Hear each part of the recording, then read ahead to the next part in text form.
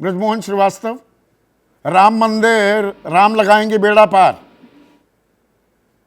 संदीप जी, एक तो अपने पैनल के सभी साथियों को और आपके जितने दर्शक हैं उन सबों को मैं आज के इस शुभ दिन पर बधाई देना चाहता हूँ।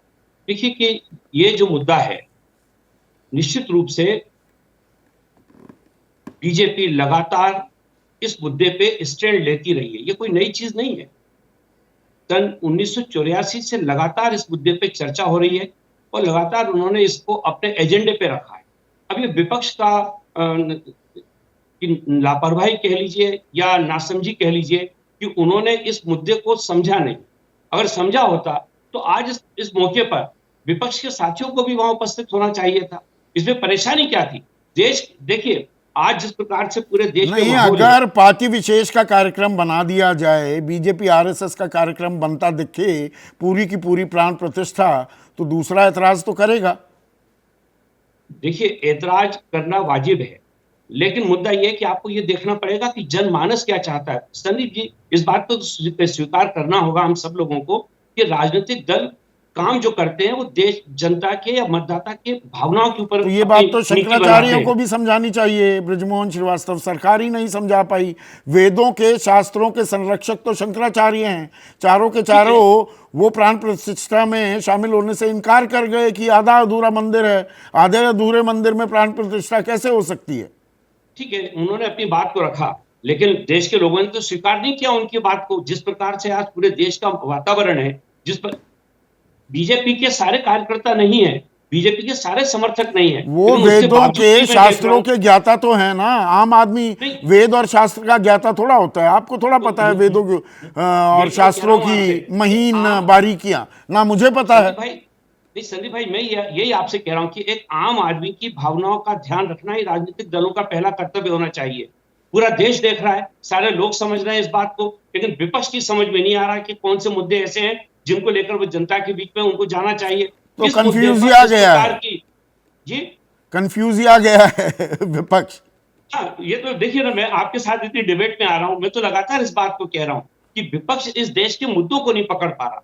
जिन मुद्दों पे वो बात करते हैं उन मुद्दों पे जनता उनको चुनाव हरा देती है। तो पर आखिर ये ऐसा राम क्यों हो रहा है? लला विराजमान हो गए, प्राण प्रतिष्ठा हो गई, राम राज्य की परिकल्पना की जा रही है। जो बात तहसीन कह रहे थे, तो राम राज्य में मर्यादा पुरुषोत्तम है भगवान राम। तो न्याय, रोजी रोटी सबको मिले, कोई भूखे पेट ना सोए से काम नहीं चलता। रोजी रोटी चाहिए, रोजगार भी चाहिए।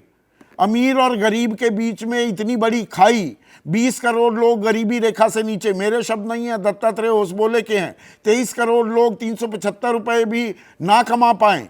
1% लोगों के पास देश की कुल 20% संपत्ति हो, 10% लोग देश की कुल कमाई का 57% हिस्सा अपनी जेब में ले जाएं, नीचे के 50% के पल्ले हाथ 13% ही आमदनी आए, तो ये भी तो राम राज्य की परिकल्पना में आते हैं। संदीप जी, आप बिल्कुल ठीक बोल रहे हैं। जितने मुद्दे आपने उठाए हैं, इन्हीं मुद्दों से लोग त्रसित भी हैं और इसीलिए उनको देश में एक सशक्त नेतृत्व चाहिए, एक ऐसी मजबूत सरकार चाहिए जिसे व्यापक जन समर्थन हो। वो और उसमें सरकार उन्होंने पिछले पाया कि 9.5 एनडीए साल से है। और नहीं तो प्रयास पूरे हुए, ऐसा नहीं है कि प्रयास नहीं हुए। और सरकार का तात्पर्य होता है सतत जो अपने आप में परिवर्तन करे, सतत जो प्रक्रिया चले। ऐसा नहीं है कि एक निर्णय लेने के बाद दूसरे निर्णय के लिए कोई समय सीमा समाप्त हो जाती है। शासन का, प्रशासन का तात्पर्य है कि सतत वो काम करे। तो सतत काम हो रहा है और इसीलिए जनता को पसंद भी आ रहा है। यही तो कारण है कि जनता खुल के समर्थन पे है। अगर तो ऐसा ना मुख्य होता। मुद्दा राम मंदिर और बाकी सारे जन कल्याणकारी नीतियां और सारे सरकार के काम उसके चारों तरफ साइड डिशेस के तौर पर परोसी जाएंगी इस बार की 2024 की थाली में। देखिए, हम लोग एनडीए पूरी तौर से अपनी सरकार की जो 10 साल की उपलब्धियां हैं उन पे सबसे ज्यादा जोर लगाएगी। प्राथमिकता हमारी उनको लेकर है। दूसरी प्राथमिकता हमारी होगी कि आने वाले दिनों में हम देश का विकास किस ढंग से करना चाहते हैं, उसका रोड मैप क्या है, हमारे देश के लोगों के ऐसे कौन से मुद्दे हैं जिन पे सरकार को बेहतर तरीके से काम करना चाहिए आने वाले वर्षों के लिए। इसके साथ ये सारे मुद्दे भी जुड़ेंगे क्योंकि जनभावना से जुड़ी हुई मुद्दे हैं। ठीक इन है, पे अगर बात नहीं तहसीन की कुछ जाएगी। इंटरवीन करना चाह रहे हैं। तहसीन 30 सेकंड में प्लीज, दो मेहमान खामोश हैं। जो कह रहे हैं कि जनता के मुद्दे हम इन पर काम करेंगे, हम इनके सामने रखेंगे। सवाल ये है कि पिछले 10 सालों में इनकी सरकार थी, इनकी हुकूमत थी, तो जो भारत का जो आज स्थिति है, इकोनॉमिक स्थिति, क्या वो 10 साल पहले से मजबूत हुई या खराब हुई? मैं ये जानता हूँ कि हम विश्व की 5 सबसे बड़ी इकोनॉमी बने, ये बात सही है, लेकिन हम पर कैपिटा इनकम में 127 है। संदीप जी, आप एक बार इसको चेक कर लेना, बल्कि 141वें पर है। जी सॉरी, तो वो भी और भी बदतर।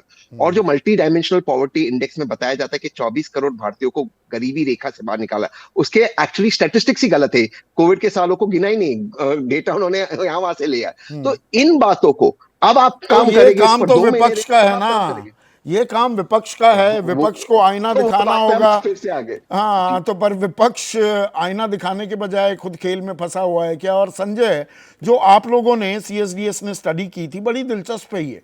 2009 का जो चुनाव हुआ, 28% वो लोग जो रोजाना मंदिर जाते थे, उनमें से 28% ने बीजेपी को वोट दिया। ये बढ़कर 45% 2014 में और अब 51% 2019 में। तो 2024 में ये 51 को भी पार करता दिखेगा जो अभी ये माहौल बना हुआ है देश में, या ये तात्कालिक है और अभी इंतजार करना पड़ेगा कि सरियों में और पानी कितना बहता है 2 महीने में? देखिए संदीप, एक चीज होती है टाइम सीरीज डेटा, और आप देखिए हमने 2009, 2014 और 2019 के आंकड़े पेश किए और एक ट्रेंड दिखाई पड़ रहा है। 2 ट्रेंड है जिसका जिक्र आपने किया। आज पहले के मुकाबले लोग ज्यादा धार्मिक हो रहे हैं, मतलब मंदिर ज्यादा जा रहे हैं, ये हिंदुओं का आंकड़ा है। और दूसरा ट्रेंड ये दिख रहा है कि जो हिंदू मंदिर रेगुलर जाते हैं, लगभग रोज, काफी रेगुलरली, उनके वोट देने की प्रवृत्ति बीजेपी की तरफ ज्यादा झुकती जा रही है। आपने आंकड़ों का जिक्र किया, बहुत साफ है, 28% से लेके 51% तक। तो ये आंकड़ा पिछले लगभग 15 साल में एक ट्रेंड बता रहा है।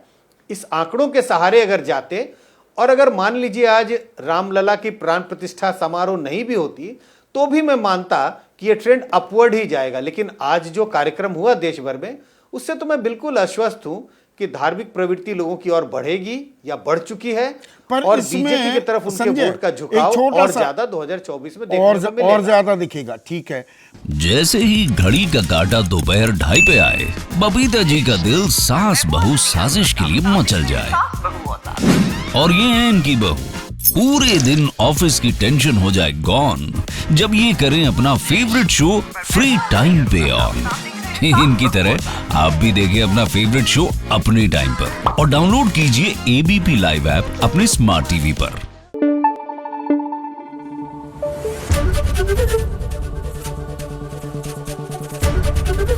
ABP न्यूज आपको रखे आगे।